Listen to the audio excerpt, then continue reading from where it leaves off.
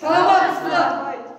Бүгінгі сабақты бастамас бұрын шаттық шеңберінде мен барлықтарыңа сәттілік тілеймін. Мен саған бақыт тілеймін. Сәттілік тілеймін. Қуаныш тілеймін. Аман бол. Бүгінгі сабақта мен саған сәттілік тілеймін. Бақыт тілеймін.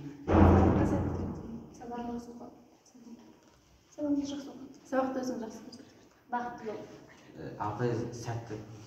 Жақсы, рахмет. Енді балалар, мына жердегі стикерлерді алып, түс бойынша 3 топқа біргеміз. Қанекей балалар, тез ала қоямыз.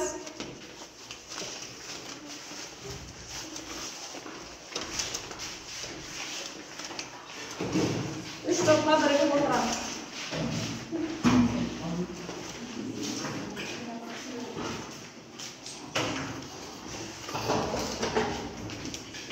Ал жақсы, өте жақсы балалар. Ең сабағымызды бастамас бұрын үй тапсырмасы бойынша ыстық орындық әдісі арқылы үй тапсырмасын пысықтаймыз. Қанекей, 1941-45 жылдағы соғыстар туралы қандай мәліметтер біліңдер? Кім біледі екен? Ал ерлік тобынан баланы шыға қой.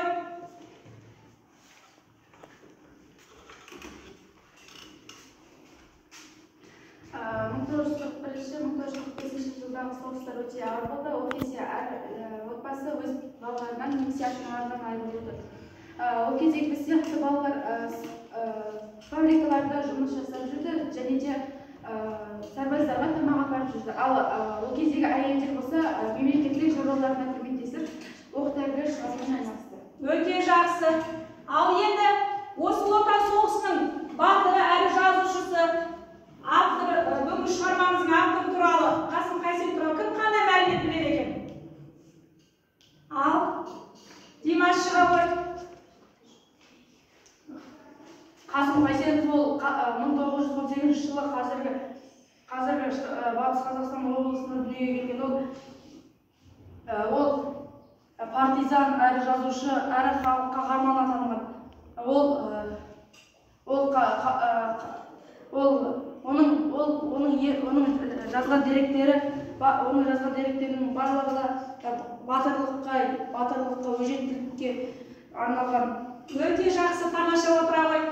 Осы Отан соғысының қандай қаһарман батырларын білеміз? Үшінші топтан кім айтады екен? Қанекей, бейбітшілік топтан қандай батырлар білеміз? Келе ғой. Соғыс кездің батырлары Әлия Молдағұлова, Мәншүк Мәметова, Бауыржан Момышұлы, Қасым Қайсенов. Жақсы, отыра ғой. Одан да көп батырларымыз бар, жақсы балалар, тамаша. Ал енді біз бүгінгі сабағымыздың тақырыбы балалар, Қасым Қайсеновтың жау тылындағы бала.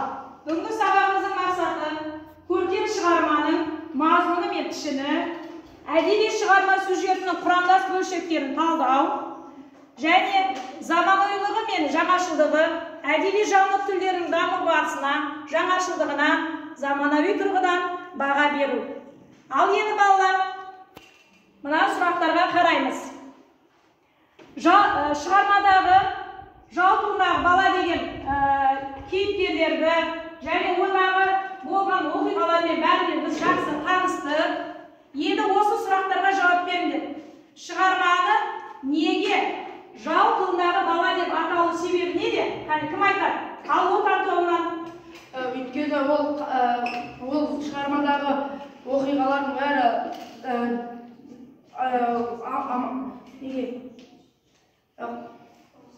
соғысқа өжеттілікке бейімделгендіктен ол жау тылындағы бала деп аталды. Жақсы, өйткені бала жау тылында жүрді. Жақсы.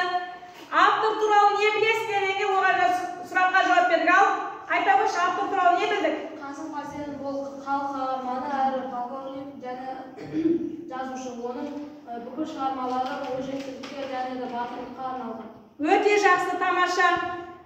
Ал балалар, мен сендерге жаңа сабақтың басында айтып кетуім керек. Бүгінгі сабақтың критерийі әр бұрыш жауапқа мен бір смайлик беріп отырамын.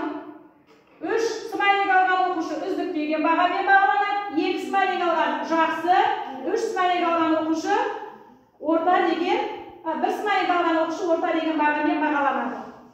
Ал келесі сұрақ, Серіктің анасы мен әкесі неге қоштасты? Ал айта қояйын. Жауап берген оқушы әкесі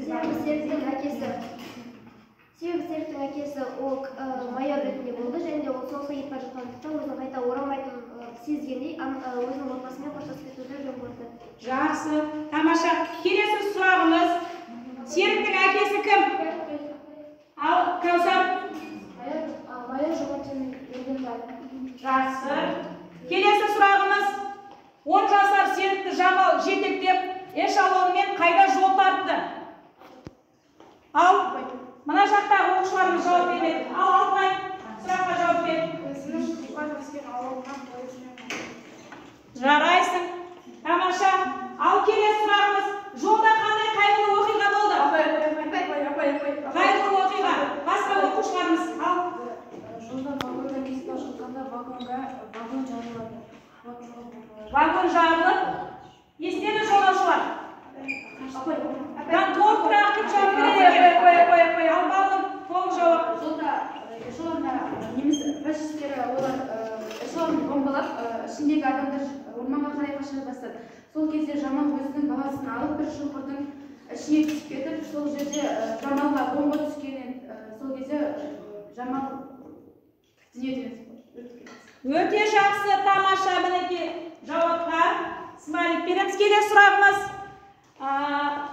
Серік неге комиссар Савченконың әйелі Анна Ивановна мен оның баласы Борistің қасында қалды? Ал Айгүл? Себебі Серіктің анасы жолда мерт болды, және де оның басқа асыраушысы болғандықтан оның Анна Ивановнаға өзі жан ашып үйіне алып кетті. Иә, оның өйткені ешқайда баратын жері болмады. Тамаша жауап, балалар. Енді осы Анна Ивановна екі баланы алып деревняға жол тартқанда жолы қандай болды? Қандай қиыншылықтар кездесті оған? Ал? Ол жолда вагон жарылып, қиындыққа душар болды. Иә, және жолда одан да басқа фашистерден қашып жүріп, партизандарға жетті. ал үйіне, ауылына, деревняға әрең жетті, иә? Жақсы. Отыра ғой, тамаша. Ал енді балалар, ең соңғы сұрағымыз, сатқын құрбысы Тамара комендантқа не үшін барды? Не үшін барды? Не үшін барды комендантқа Тамара? Ал, сен айта ғой. Ол өйткені Анна Ивановнаның қасындағы Серікті көріп, бұл фашистің баласы деп, Фашистің баласы деген бұл қазақтың баласы деп жеткізді. Сосын олар бөлімшеге Анна Ивановна мен екі баласын шақыртып, бұл сенің балаңға деп, бұл сенің балаң емес, бұны қайдан алып келдің деп тергей бастады. Тергей бастады. Жарайсың, тамаша. Ал осы тергеу барысында Анна Серікті кімнің баласы деп айтты? Кімнің баласы деп айтты, Қайсар? Анна Ивановна. Кімнің баласы деді? Анна Ивановна. Өзімнің балам деді, иә? Ал Серікте Анна не деп айтты? Не деп айтты, Кәусар? Иә, өзімнің анам деп айтты. Өте жақсы балалар. Басқа балаларда сабаққа жақсы қатысып, сұраққа жауап береміз. Ал енді балалар, сонымен шығарманың аты қалай аталады екен? Жауабындағы бала. Авторы кім екен? Қасым Қайсенов. Оқиға болған уақыт қай кезең қамтиды? 45. Өте жақсы. Негізгі кейіпкерлер кім? Серік, Серіктің анасы, Анна Ивановна, және Борис екен, иә? Жақсы. Қосалқы кейіпкерлер кім бізде? Жомарт, Тамара, неміс офицері, Жомарт та ол жерден. Ал тағы партизандар, иә? Жақсы балалар. Ал енді балалар, бүгінгі тақырып бойынша осы сабақтан алған әсерлерді стикерлерге жазып, мынау білім қоржынына жақсырамыз. Егер сабақ өте жақсы түсінікті болса, мына көк қоржынға, мен сабақты жақсы түсіндім деген пікір болса, сары қоржынға, әлі де болса ізденуім керек, егер ой болса, үшінші қызыл қоржынға жақсырамыз. Жақсыра беріңдер. Бірінші топ, бірінші жақсысын кезегімен жақсырады. Ал, жарайды. Жақсырамыз тез.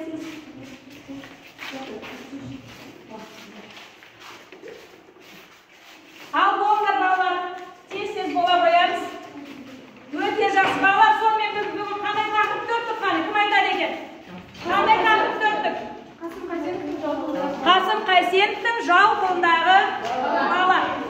Тақырып бойынша бәріне түсінікті болды ма? Жақсы, енді үйге тапсырма балалар. Осы жалпындағы баланы және оқимыз үйде. Кітабымызды аяғына дейін оқып болып, осы шығармадағы мына жерде мынадай не берген сендерге. Артыстан жазушысы және шығарма кейіпкерлерін екеуара әңгіме құраңдар дейді. Осы диалогқа дайындалып келесіздер. Сұрақ және жауап. Үйге тапсырма. Сабаққа қатысқандарыңа рахмет. Сау болыңдар. Sağ ol.